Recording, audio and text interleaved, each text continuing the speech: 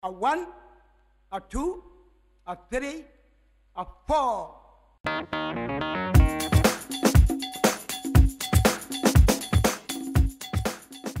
So, Mr. Governor, you are welcome.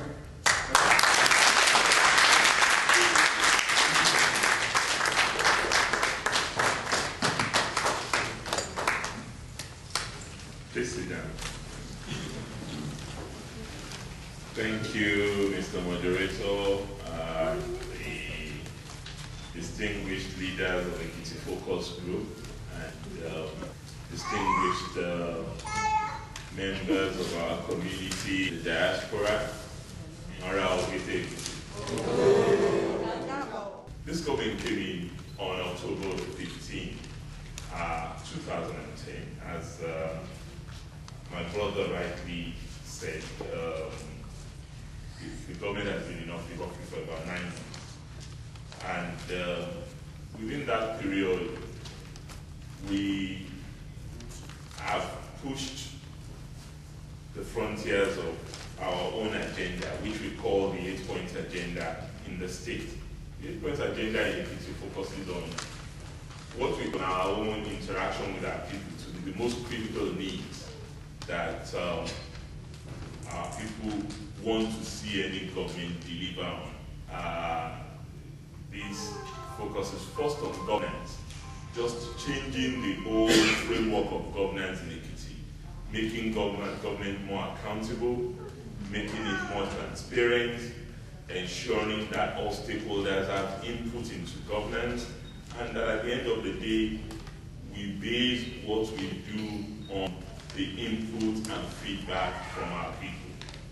So, one of the ways we've gone about that, to ensure that things that can enhance probity and accountability are the things that we focus on in government.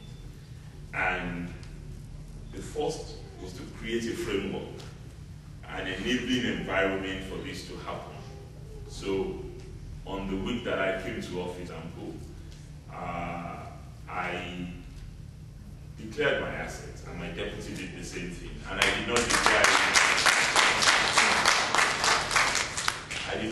it in private, which is really what the law requires. The law just says declare it and you can put it in your bedroom, nobody has questions. But I felt it wasn't enough to do that it should be known what these assets are and what my liabilities are.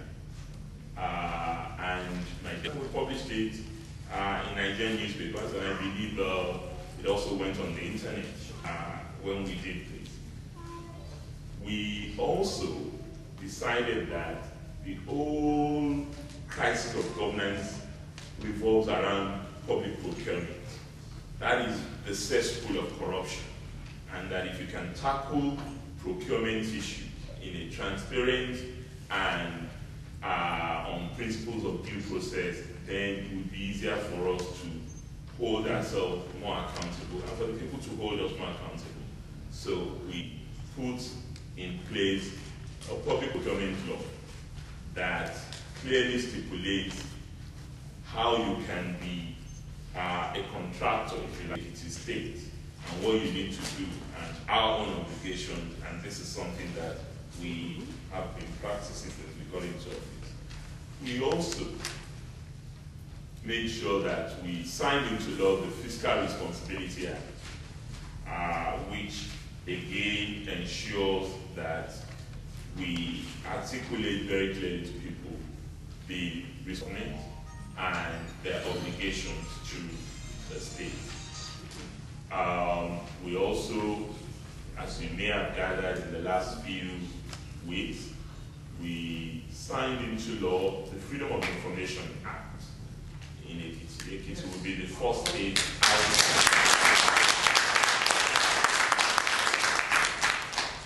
outside the Federal Republic of Nigeria. Ekiti was the only other that did this, and it's the only other state that has the freedom of state in the country. We hope others will join us, but all of these were not done simply for fun. We are not just trying to create an impression that we're holier than thou and we want to see us as such. It's simply because we believe that for governance to work, we need to increase the level of public trust and the level of public confidence in government. It is at the lowest ebb. Anyone who knows those who are in government and the way we are perceived is that we're either the dregs of society, we're charlatans, ne'er-do-wells who had nothing else to do and just found themselves in politics. That may be true of some people, but at the risk of being modest, it is not what currently exists in the Ekiti state.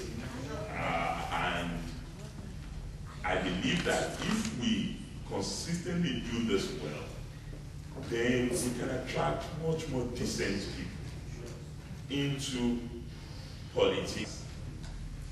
Because when anyone sees a Fayemi who was actually not jobless before he went into politics, and also had the privilege of living outside this country and worked outside this country before home to play politics, then we all know that